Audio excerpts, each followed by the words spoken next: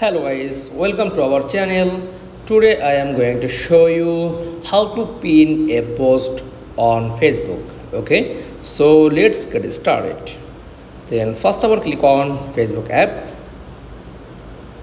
Okay, then click on menu option and tap on your Facebook profile. Scroll down, then choose your old post. Okay, then down,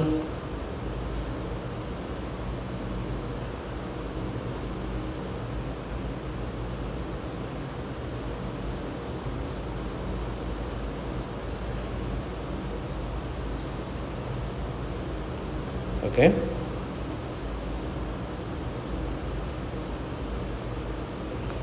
okay, then choose your old post, tap on three dot option and click on pin post. Just click, okay, then down, and there is all post and pin post. That's all. Thanks for watching. Please like, comments and subscribe. Thank you.